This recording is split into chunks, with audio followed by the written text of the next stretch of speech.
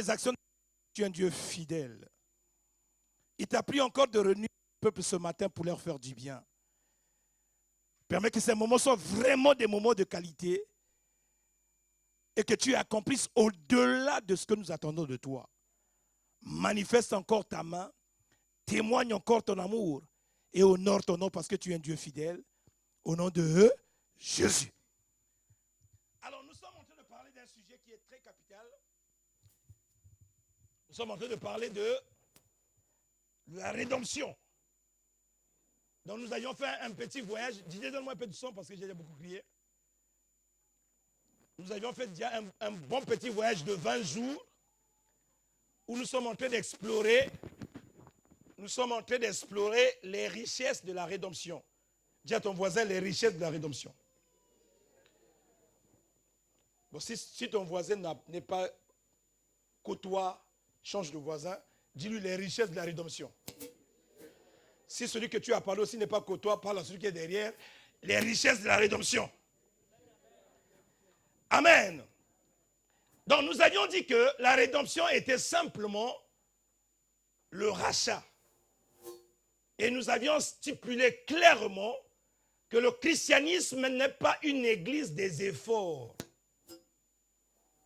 J'aimerais que tu me suives attentivement parce qu'au sortir d'ici, je veux qu'un témoignage puisse se manifester dans ta vie.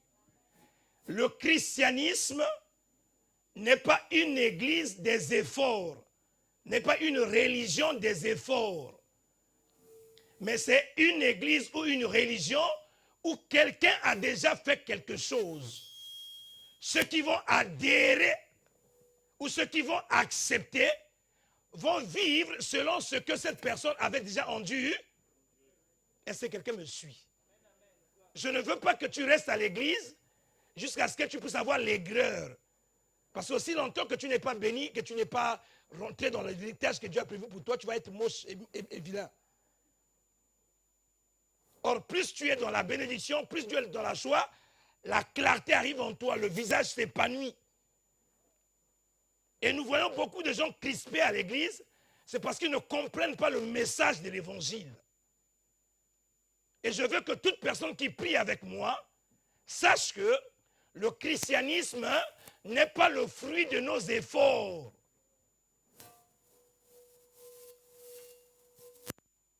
Dans le christianisme, il y a quelqu'un qui a fourni des efforts, il a payé un prix, et toi et moi, nous acceptons ce prix. Et nous vivons ce que lui a accompli. Si tu n'as pas compris ça, tu vieilliras à l'église et ne t'attends pas que je te verrai au ciel. Parce que tu as refusé le salut. Est-ce que quelqu'un me suit? Dis à ton voisin, le pasteur parle de toi. Maintenant, il y a quelque chose que l'apôtre Jacques va nous dire. Et j'aimerais que ça soit notifié par tout le monde. Nous avions parlé dimanche passé de Philémon. Dis avec moi Philémon. Nous avions dit que le livre de Philémon était l'image d'un Dieu qui avait un serviteur, qui avait un enfant, mais l'enfant l'a désobéi, l'enfant l'a volé. Et l'enfant s'est retrouvé dans un autre pays. Dans le pays où il s'est retrouvé, les commentateurs de la Bible disent ceci, Philémon était tellement riche qu'il avait demandé aux policiers d'aller l'arrêter. Et lorsqu'on a arrêté Onésime, on a mis Onésime en prison. Dans la prison où était Onésime, il va rencontrer Paul. Nous avions dit que Paul était l'image de Jésus, qui n'était pas censé souffrir, subir. C'est pour ça que Paul dira, je suis emprisonné par Christ à cause de l'évangile. Il n'a pas dit, je suis emprisonné parce que j'ai volé. Il dit, je suis dans les prisons à cause de l'évangile. Jésus ne meurt pas à cause d'autre chose. Il meurt à cause de l'évangile. Est-ce que je parle à quelqu'un? Maintenant, dans la posture, dans l'état où était Paul, Paul va amener l'évangile dans la vie de Onésime. Onésime va accepter l'évangile. Lorsque Onésime accepte l'évangile, le vieil homme d'Onésime ne va pas partir. Parce que la Bible dit que si quelqu'un devient chrétien, les choses anciennes sont passées, toutes choses sont devenues nouvelles. Maintenant, comme Onésime est devenu une nouvelle personne, la relation qu'il avait perdue entre lui et Philémon. Il peut maintenant la retrouver. Mais qui a fait le pont? C'est Paul. Donc Jésus a fait le pont entre nous et Dieu. Nous qui n'étions privés de Dieu, à cause de Jésus, on peut encore repartir dans les scènes du Père et l'adorer en esprit et en vérité. Donc, il y a quelque chose qui manifeste maintenant de la rédemption dans ce texte. Paul va dire à Philémon, je te renvoie Onésime. Ne le prends plus comme un esclave. Lorsque Christ nous a adoptés, il ne nous a pas pris comme les esclaves. Il nous a pris comme des fils. Je ne suis ni cousin ni cousine, non, je suis fils. Maintenant, dans la croissance spirituelle, il ne faut pas rester à l'étape de fils. Quand les deux là sont dans la chambre, elle ne peut pas rentrer. Ou bien elle est obligée de toquer là. Or, il faut que tu quittes l'étape où tu es fils ou fille pour que tu deviennes épouse. Parce que l'épouse peut rentrer dans la chambre de son mari, voire même la nudité de son. C'est pour ça que dans le livre de l'Apocalypse, il est écrit, Jean a lu la cuisse de Jésus, où il est écrit Seigneur des Seigneurs. Ne peut lire la cuisse d'un mari que sa femme. Et c'est pour ça que Dieu nous appelle à rentrer dans l'intimité. Qu'on ne s'arrête pas à l'étape de fils, non. Aussi longtemps que tu es fils, tu avais dit, aussi longtemps que tu es enfant, tu n'es pas différent d'un esclave. Mais lorsque tu deviens épouse, même si le mari n'a pas laissé un testament, à la mort du mari, tu deviens l'héritier légal. Même du vivant de mari, tu es l'héritière légale. Donc si tu es enfant de Dieu, il faut croître. Dis à ton voisin, il faut croître. Il ne faut pas rester bébé. Il faut grandir. Il faut grandir, même de la compréhension, même de la connaissance. Donc, Paul va dire à Philémon, le monsieur que je t'envoie ici, je sais qu'il t'avait causé du tort. L'homme a fait du mal à Dieu. Vrai ou faux? L'homme a péché devant Dieu. Il dit, je sais qu'il t'a causé du tort. Mais je sais une seule chose. Tu t'es séparé aussi avec lui pour un court instant. Dieu ne nous a pas rejetés pour qu'on reste dans le mal éternellement. C'était pour un court moment. C'est pour ça que Jésus est venu pour réparer, pour restaurer, pour remettre l'alliance, pour remettre la relation. Si tu ne comprends pas ça, tu es là pour rien. Maintenant, Onésime va aller chez Philémon. Mais Paul va dire à Philémon, reçois-le en mon nom. S'il te devait quoi que ce soit, mets-le sur mon compte. Ne le prends plus comme un esclave, prends-le comme un fils. Bénis-le comme tu m'as béni. De la même manière que tu m'aimes, reçois-le comme tu m'aimes. Dieu ne nous regarde plus avec les yeux des pécheurs, mais Dieu nous regarde avec les yeux de Christ. Parce que la mission que Jésus était venu accomplir, aucune personne ne l'avait acceptée. Et le fait que Jésus l'a accepté pour son Père, c'est pour ça que je peux vous avoir ici. Je peux vous appeler enfant, mais vous n'êtes peut-être pas mes enfants. L'enfant est celui qui a la capacité d'accepter même les tribulations, même les injures de son père. Or, si quelque chose m'arrive ici, vous allez fuir. Abraham le savait. Il avait des serviteurs. Dieu a dit il faut aller sacrifier l'agneau. Il faut qu'il sacrifie son fils. Dieu n'a pas dit sacrifier un serviteur. Parce qu'un serviteur ne t'aime parce que tu as quelque chose. Le jour que tu n'as plus la chose, il ne t'aime plus. Et ils arrivent, ils prennent le bois qui était sur la vie des serviteurs. Ils le mettent sur l'enfant. L'enfant dit, papa, on est nombreux. Pourquoi l'offrande, c'est que toi et moi? Il dit, petit, là, si je leur dis, je vais le mettre sur l'autel. Ils vont dire, j'ai 4 enfants à charge. Si je dis, viens dormir ici pendant une semaine, rien que pour l'église, tu ne pries pas pour toi, qui va le faire? Viens ici tous les jours, fais comme je fais tous les jours ici, sans attendre quoi que ce soit au retour. Qui le fera? C'est pour ça, avant d'injurier des gens, avant d'insulter les gens, il faut savoir la valeur de la personne. Il faut savoir la considération de la personne vis-à-vis de Dieu. Nous voulons évoluer encore ce matin. Dis avec moi, c'est wonderful. Le vœu de mon cœur en tant que pasteur est que tout enfant de Dieu qui vient dans la maison de Dieu comprenne ce que Dieu attend d'eux.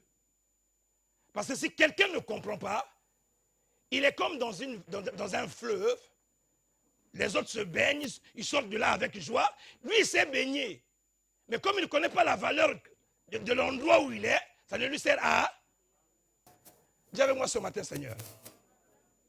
Il y a une vérité fondamentale que je dois connaître. Allons dans le livre de Jacques chapitre 1. Jacques chapitre 1. Rapidement. Si quelqu'un d'entre vous manque de sagesse, qu'il demande à... Jacques, c'est un pasteur.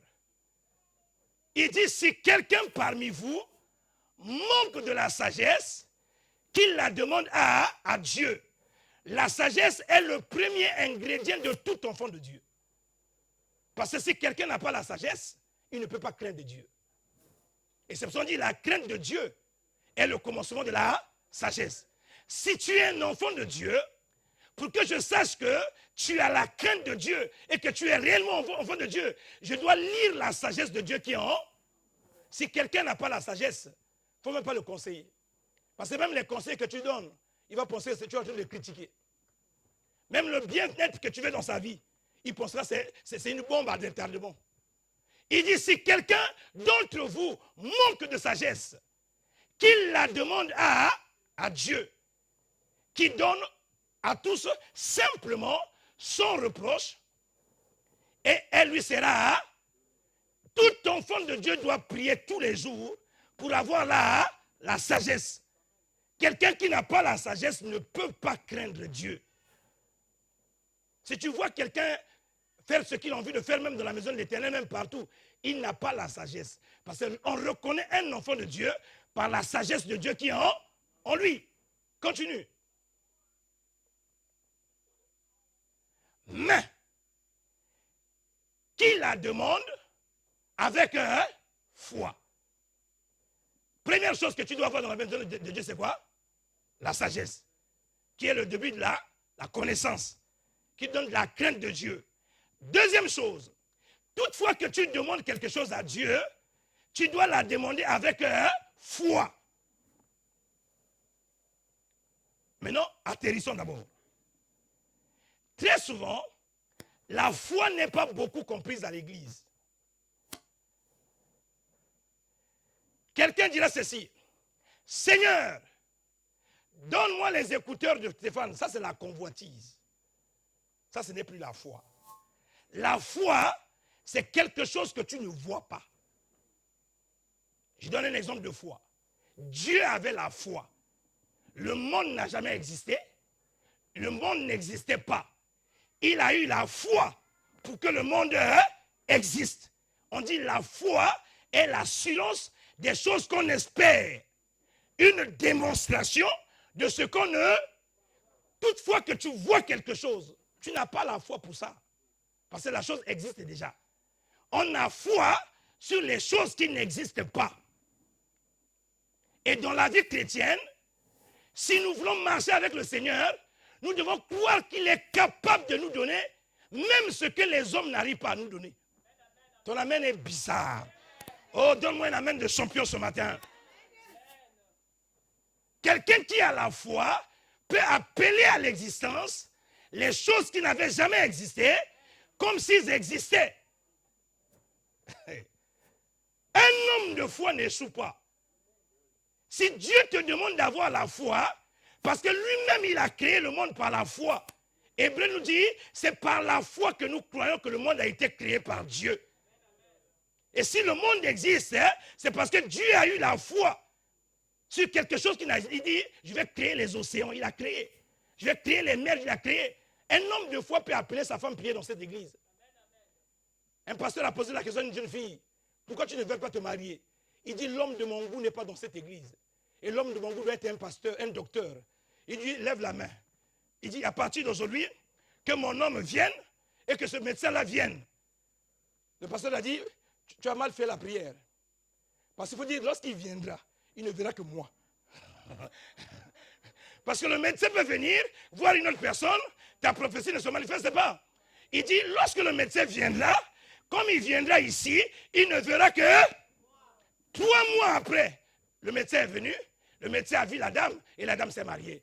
Le comble avec les chrétiens, c'est qu'ils ne manifestent plus la foi. Et la foi est maintenant déterminée sur les choses que les gens voient. Il y a une annonce sur Internet, tu pries, ça c'est pas la foi. Appelle les gens de l'Internet, je veux ce travail, c'est tout.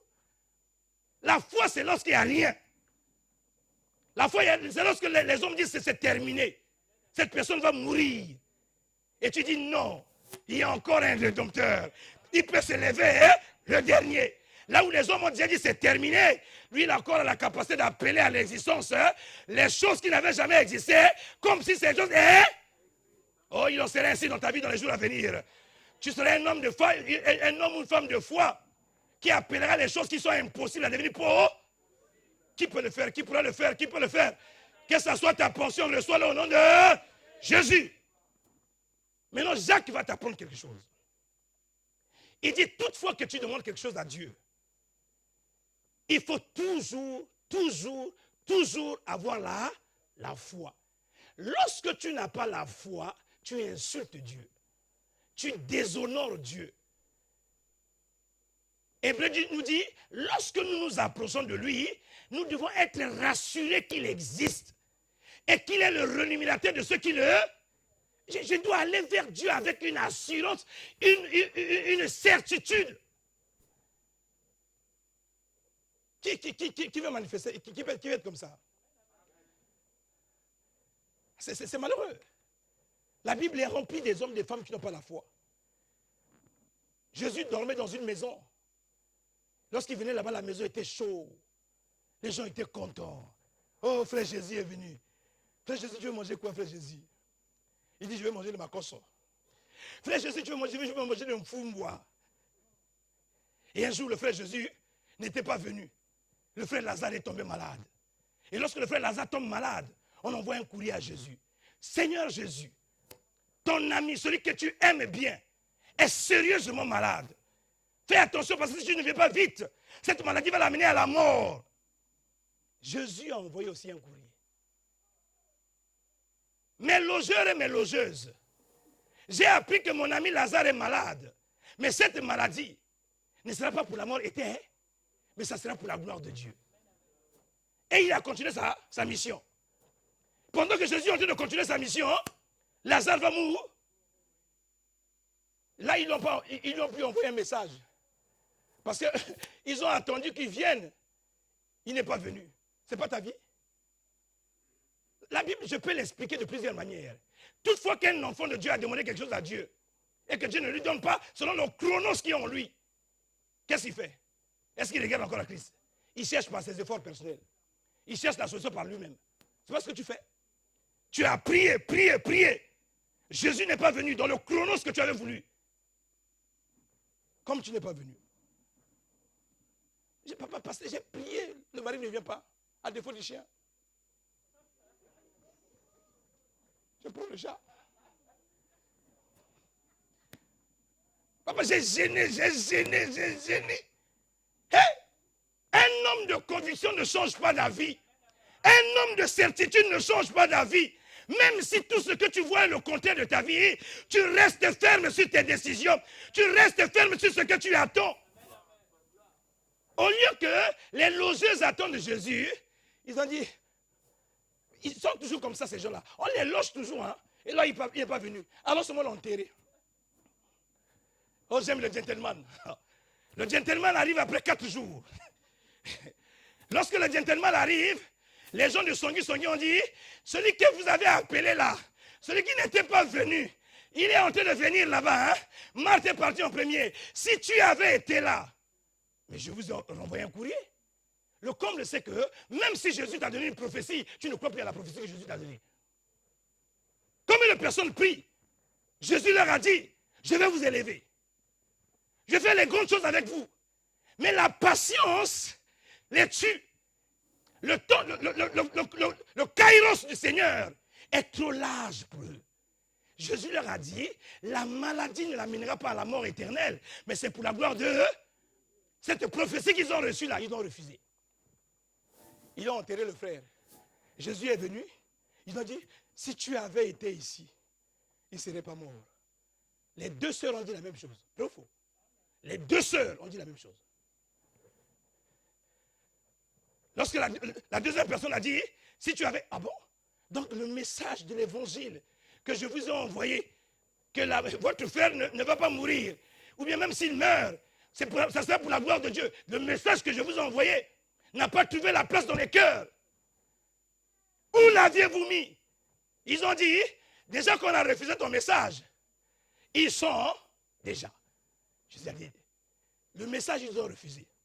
Je demande même l'endroit où l'on l'a mis. Ils doutent encore. Jacques dit ceci. Lorsqu'un enfant de Dieu doute, qu'il ne s'attende même pas encore un seul instant dans sa tête, qu'il recevra ce qu'il avait demandé. Ne me dis pas que, papa, je l'ai pris. Pourquoi maman, aussi longtemps que tu as déjà manifesté un brin de doute dans ta tête, tu as déjà annulé la promesse que Dieu avait faite dans ta vie. Parce que lorsqu'on fait confiance à une personne, on ne peut pas douter de lui. Ma question, c'est de savoir, malgré que Dieu te parle tous les jours, pourquoi tu doutes de lui? Jacques dit ceci. Lisez-moi Jacques chapitre 1, au verset 6, qu'est-ce qu'il dit? Mais qu'il la demande avec foi, sans douter.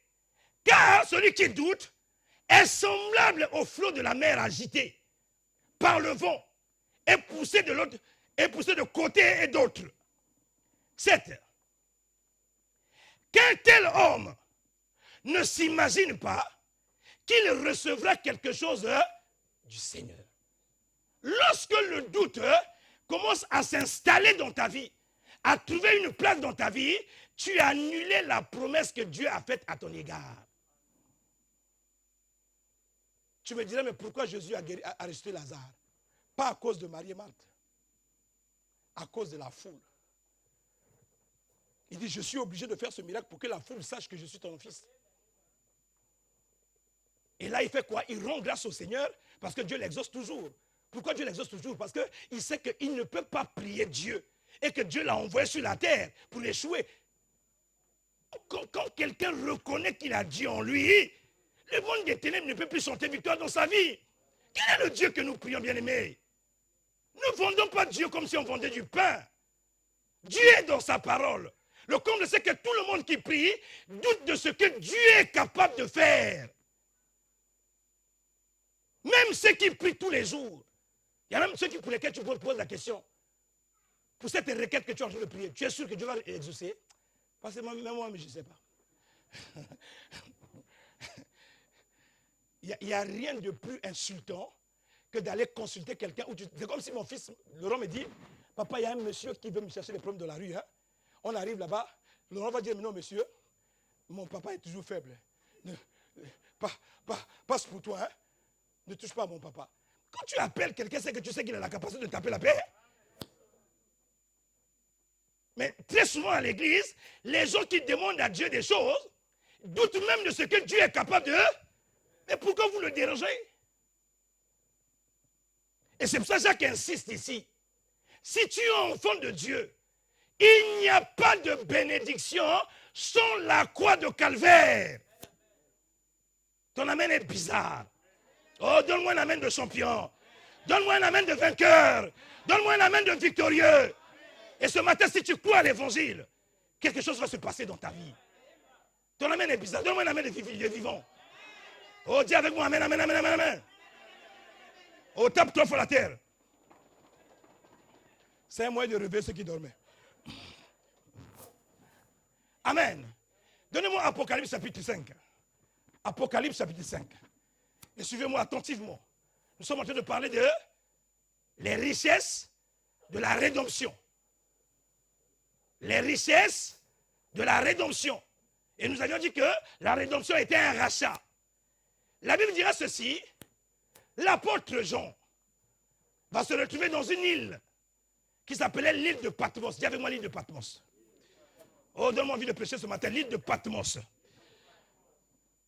Dans cette île-là, cet apôtre va dormir. Dis avec moi, parfois le sommeil est important.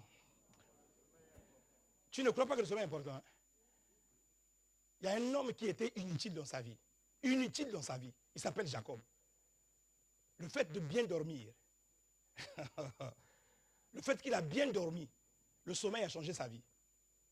Il a seulement dormi sur une pierre. Depuis qu'il avait dormi, l'histoire de sa vie avait changé. Il est allé dans la maison d'une personne qui n'avait rien, qui n'avait pas de richesse.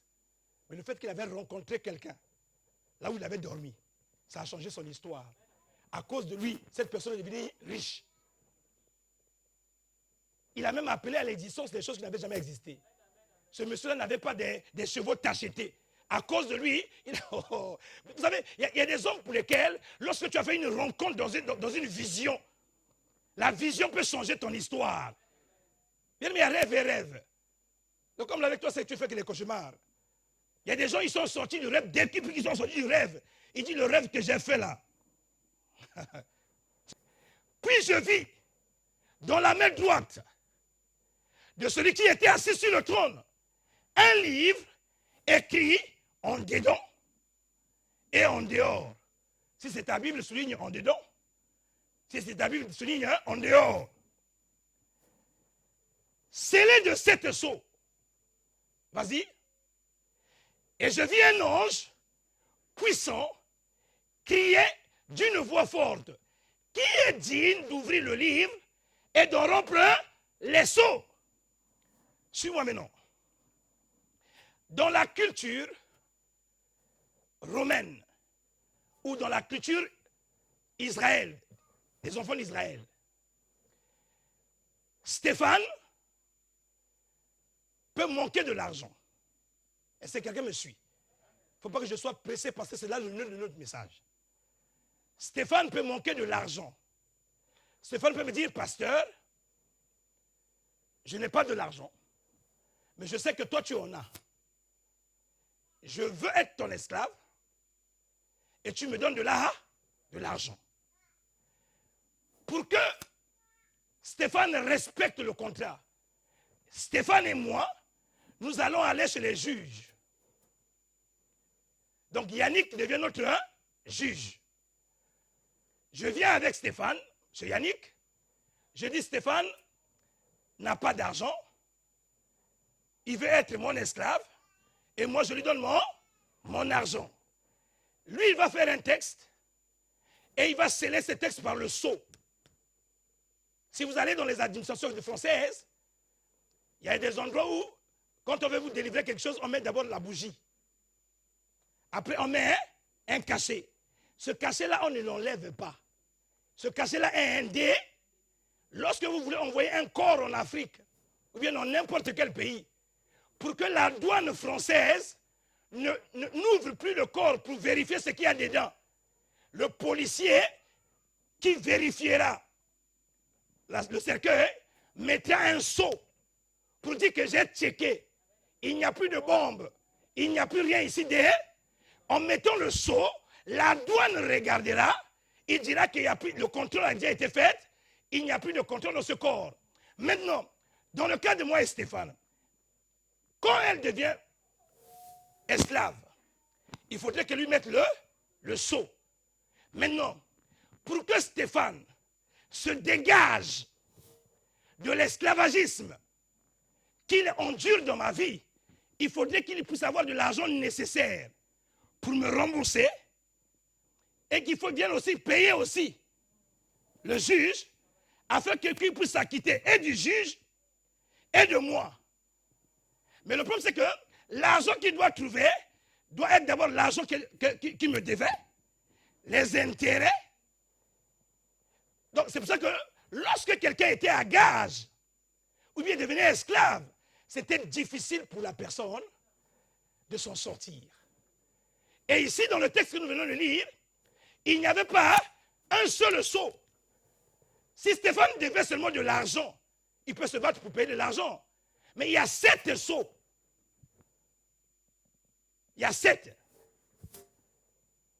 Lorsque Jean a vu 7 sceaux, et le vieillard lui a dit, qui est digne d'ouvrir les 7 sceaux et de lire le livre où il est écrit les choses que Dieu a prévues dans ta vie?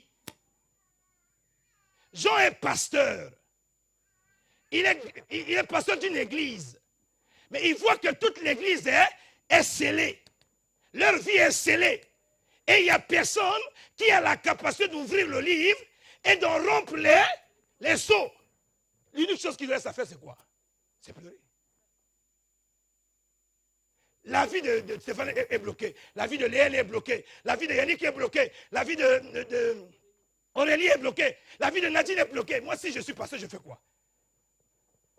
Et la Bible dit, lorsque il a vu ça en vision, et il a regardé au ciel, il n'y avait personne. Il voit sur la terre, il n'y a personne. Il dit, oh, mais à quoi ça me sert d'être encore pas pasteur? L'unique chose, qu'est-ce qu'il fait? La Bible dit, Jean pleura beaucoup. De ce qu'il n'y avait personne qui était digne d'ouvrir le et d'en remplir. Ça, c'est l'image que le monde avait, bien aimé. Si quelqu'un dit qu'il prie Dieu, il ne croit pas à ces choses, il est en train de se vagabonder dans la maison de l'Éternel. C'est ça qui me donne l'assurance. Jean dit, dans la vision que j'ai eue du monde, il n'y avait personne qui avait la capacité d'accepter que Fernand puisse sortir de l'esclavagisme du diable. Même ton père ne pouvait pas le faire. Même ta mère ne pouvait pas le faire. Même les membres de ta famille ne pouvaient pas le faire. Mais il y a quelqu'un qui a dit, je suis digne. Laisse-moi faire de la fierté quand je parle de cette personne. Laisse-moi m'enorgueillir quand je parle de cette personne. Il y a personne. Mon père a refusé. Ma mère a refusé. Les membres de ma famille qui sont même censés me faire du bien, ils ont dit, la croix. Qui va la porter? C'est ça la base du christianisme. Si vous ne comprenez pas ces choses, vous êtes en train de vous divaguer dans la maison de l'Éternel. Le secret de la vie chrétienne est basé sur l'œuvre que Christ accomplit à la croix. Même si tu veux l'exaucement de tes prières, Dieu ne te répond pas par rapport à toi, mais Dieu te répond par rapport à ce que Jésus a fait. Si tu n'acceptes pas ça, tu resteras des années et des années. Tu vas voir les grèves de la maison de l'Éternel. Jean pleure. Donnez-moi le texte. Je vis un ange puissant qui criait d'une voix forte, qui est digne d'ouvrir le livre et d'en remplir les sceaux. Vas-y. Et personne dans le ciel, ni sur la terre, ni sous la terre, ne pouvait ouvrir le livre, rien que le regarder. Il n'y avait personne. Tout le monde était esclave. Tout le monde était condamné. Tout le monde était déjà dans le filet. On était tous ici dans le filet du diable. On ne pouvait plus s'en sortir par nos efforts. Non. Même sous la terre, il n'y avait personne. Vas-y. Je pleurais beaucoup de ce que personne ne fut trouvé digne d'ouvrir le livre et de le regarder. Continue. Et pendant que j'étais en train de pleurer, l'un des vieillards me dit, ne pleure pas, ne pleure point. Dis à ton voisin, ne pleure pas. Oh, il ne t'a pas entendu. Pendant que je suis en train de parler, les gens sont en train de rentrer dans la tristesse, alors que je suis en train de leur parler de la délivrance. Dis à ton voisin, ne pleure pas. Oh, il t'entend pas, dis-lui, ne pleure pas. La situation que tu traverses, il y a une personne qui est digne, il y a une personne qui est digne. La condition que tu es en train de passer, il y a une personne qui est digne. La situation de ta maison, il y a une personne qui est digne. La condition de ta maison, il y a une personne qui est... Amen. Il dit, l'un des vieillards me dit, ne pleure point. Ne reste pas accroché à tes pleurs. Dans la situation que tu traverses actuellement, il y a une personne qui s'appelle le lion de la tribu de... Oh, j'aime quand je parle de son nom. Car même quand les choses ne marchent plus, les sœurs de Lazare ont dit, ils sont déjà Il voulait simplement dire à Jésus, tu es venu en retard. Le mien que je prie ne vient jamais en avance, ne vient jamais en retard. Il vient toujours au moment opportun. Même si les choses sont mortes, il a la capacité d'appeler à l'existence les choses qui n'existaient pas comme s'ils existaient. Bien aimé, il faut être fou. Quelqu'un qui a déjà fait 4 jours dans la terre. On fait une pleine d'autorité au moment. On fait quoi? Plein de combat. Nous délions. Non, Jésus appelle Lazare comme s'il appelait quelqu'un qui était libre, qui n'était même pas mort, parce qu'il sait que les morts reconnaissent qui il est. Et là, il parle pendant qu'il est encore vivant. À combien de fois de raison pendant qu'il est déjà mort pour toi? Il dit, Lazare, sort. Seigneur, tu n'as pas fait combat? Pas pris l'autorité? Il connaissait qui il était. Et ce Dieu-là est en toi. Ce Dieu-là vit en toi. Ce Dieu-là dort en toi. Et tu te comportes, c'est comme si le monde entier est tombé sur ta tête. Est-ce que je parle à quelqu'un? Il dit, un vieillard lui dit, voici l'agneau de Dieu. Ah bon? Que je ne pleure plus, oui. Dans la situation que tu es en train de pleurer, il y a quelqu'un qui a dit, moi j'accepte de porter le fardeau que tu étais censé vivre. Moi j'accepte de porter la maladie que tu étais censé vivre. Maintenant, où est le bémol entre toi et moi? Qu'est-ce qui fait qu'il y a un couac? C'est que entre la croyance et la manifestation, il y a un pont qui s'appelle la foi. Parce que je peux croire que Jésus m'a guéri, mais mon corps est malade. Est-ce que je vais continuer à croire que Jésus m'a guéri pendant que mon corps est malade? C'est ça la foi. L'œuvre qu'il a accomplie à la croix est réelle, et je sais qu'il m'a déjà guéri, mais pendant que je dis qu'il m'a déjà guéri, le corps dit, tu es fou ou tu te rends compte? Moi, kyste, je suis là. Moi, sida, je suis là. Moi, diabète, je suis là. Tu peux rester là où tu veux, mais moi je sais, il y a 2000 ans à la croix, il y a un homme qui s'appelle Jésus, qui a... Oh, est-ce que je parle à quelqu'un ce matin? C'est pour cela, monsieur Abraham, malgré qu'il est vieux, s'il n'était que par les pronostics de l'âge, il ne peut plus faire des enfants. La femme ne peut plus faire des enfants. Mais Dieu lui a dit, tu seras le père d'une grande multitude. Il n'a pas regardé à son état, ni à sa condition, ni à son impuissance, mais il a regardé à la parole qui lui a été donnée. Il a espéré contre toute espérance. Même si les choses ne concouraient pas, il est allé à l'encontre de ces choses. Il a expérimenté la main des terres. Qui n'a jamais prié ce Seigneur? Ce que tu as fait à Joseph, fais-le dans ma vie. Il ne faut pas accepter Joseph chez Potiphar. Il ne faut pas accepter Joseph lorsqu'il est devenu premier ministre. Il faut accepter Joseph lorsqu'il est vendu par ses frères. Il faut accepter Joseph lorsqu'il est dans la citerne. Il faut accepter Joseph lorsqu'il est humilié par la femme de Potiphar. Il faut accepter Joseph lorsqu'il est en prison. Même si tu traverses ces choses-là, ça n'a pas enlevé la promesse que Dieu a dit dans ta vie. Même si tu traverses le feu, ça n'enlève pas la promesse que Dieu a dit dans ta vie. Celui qui croit en Dieu, il y a une grandeur qui arrive dans sa vie. Il y a une élévation qui arrive dans sa vie. Il y a une distinction qui arrive dans sa vie. Est-ce que je parle à quelqu'un? Le comble avec toi et moi, moindre problème, moindre difficulté, nous abandonnons. L'un des vieillards me dit, ne pleure point. Voici le lion de la tribu de Juda, le rejeton de David, a vaincu pour ouvrir le livre et c'est cette. Ça veut dire que le paiement que lui, il était censé ne pas payer, qu'il n'avait plus la capacité de payer. Il y a quelqu'un d'autre qui a dit, viens, toi et moi, viens, on va aller voir le juge. Ce monsieur-là, il devait au pasteur. Moi, je prends garant. À partir d'aujourd'hui, il n'a plus de dette. Il ne doit plus pas. S'il y a quoi que ce soit dans sa vie, ne le voyez plus, lui. Il faut me voir à moi. Jésus a fait ça pour toi et moi. Mais nous ne voulons pas. Nous ne voulons pas. Qu'est-ce que vous faites encore? Ah Seigneur, vous savez, je suis né au Congo. Je suis né après 1960. Mais je n'ai jamais prié un seul jour pour l'indépendance du Congo. Pourquoi je ne prie pas pour l'indépendance du Congo? Parce que j'ai accepté que ceux qui sont venus avant moi ont déjà fait ce travail-là et ils ont déjà eu l'idée. Le Congo est déjà libre depuis 1960. Comment je vais faire encore les prières d'autorité pour que je sois libre alors que le Congo est déjà... Ce que je dois faire, c'est quoi? Accepter ce que la France a fait comme contrat avec le Congo.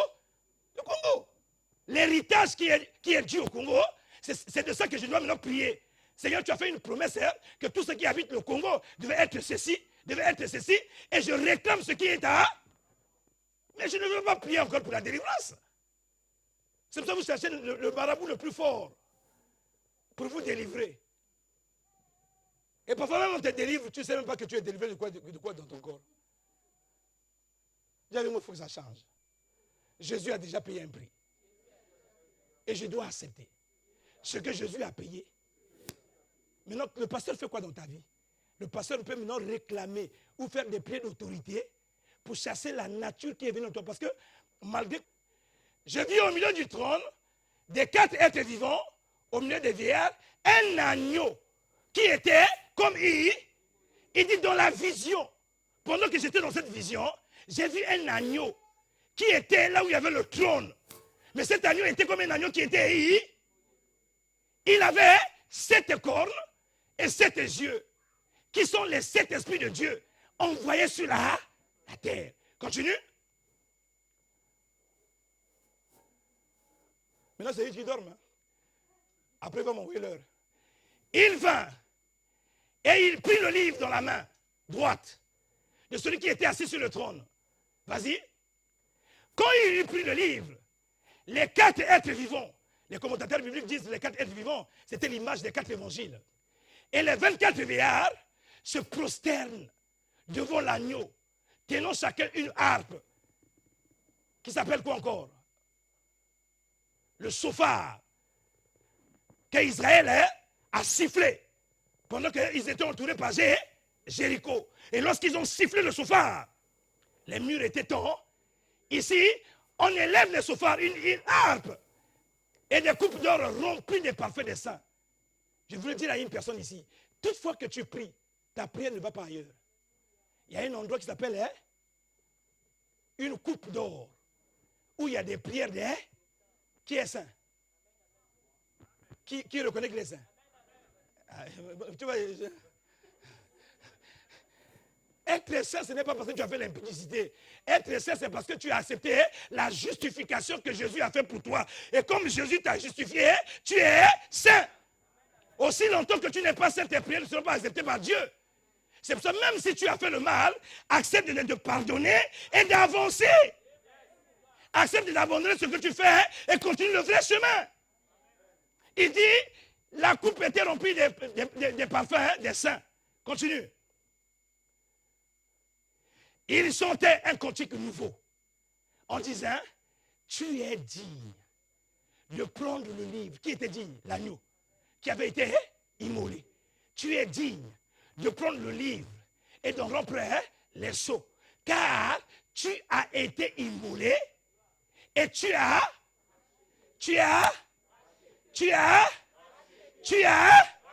pour qui? J'ai été racheté pour qui? Pas pour ma famille. J'ai été racheté pour Dieu. Par le sang de Jésus-Christ. Des hommes de quoi? De toute tribu, de toute langue, de tout peuple et de toutes les nations. Tu as fait d'eux un royaume de sacrificateurs pour notre Dieu. Et ils font quoi? Est-ce que toi tu règnes? Tu manifestes l'apitoiement. Et nous autres là, un enfant de Dieu qui a reconnu que Jésus a payé un prix pour lui. C'est un petit loufondeur. Tu vois ça, moi, le fou? Un petit loufondeur. Tu marches avec audace. Tu marches avec assurance. Tu marches avec certitude. Les gens vont dire tu es orgueilleux. Je ne suis pas orgueilleux, mais je suis audacieux. Parce qu'il y a un homme qui s'appelle Jésus, qui est mort à la croix pour moi. Je ne suis pas n'importe qui. Si Jésus meurt pour moi, c'est que Jésus j'ai de la valeur. Je prie pour ce peuple qui a accepté ce matin que l'œuvre de la croix est réelle. Tu m'as dit à tous ceux qui ont reçu, qui ont cru, tu as le pouvoir de changer leur vie, de changer leur destinée et de permettre à ce qu'ils puissent rentrer dans le plan parfait que tu avais prévu les concernant. On est venu à toi pour être sauvé, pas pour être condamné, pas pour être mort, pas pour vivre le contraire de ce que tu avais prévu. Tu m'as dit, une même source ne peut pas jaillir en même temps l'eau propre et l'eau sale. Et ce matin, Seigneur, le Dieu qui a la capacité de séparer ce qui est vide de ce qui est précieux, tu as enlevé tous les mensonges du monde des ténèbres. Et tu as permis à ce que la vérité seule que tu avais accomplie à la croix soit acceptée dans les cœurs. Soit acceptée dans les cœurs. Et ce que je sais de toi, lorsqu'une vérité est acceptée, on la vit. Lorsqu'une vérité est acceptée, on le témoigne. Lorsqu'une vérité est acceptée, on l'expérimente. Ce matin, Seigneur, que ta main qui n'est pas courte, que ta main qui n'est pas courte, que ta main qui n'est pas courte, que ta main qui n'est pas courte, change les vies ce matin, change les destinées ce matin, change les destinées ce matin, au nom puissant de Jésus.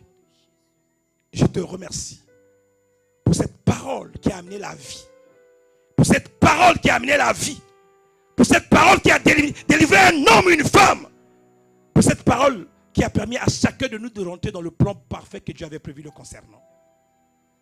Nous ne rentrons pas en 2021 avec les dettes, ni avec la culpabilité. Il y a un prix qui a déjà été payé. Nous allons rentrer avec la paix.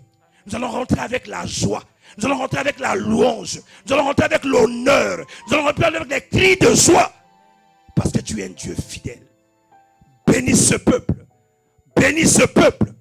Bénis ce peuple. Au nom puissant de Jésus-Christ. Acclame le roi des rois et le Seigneur des seigneurs.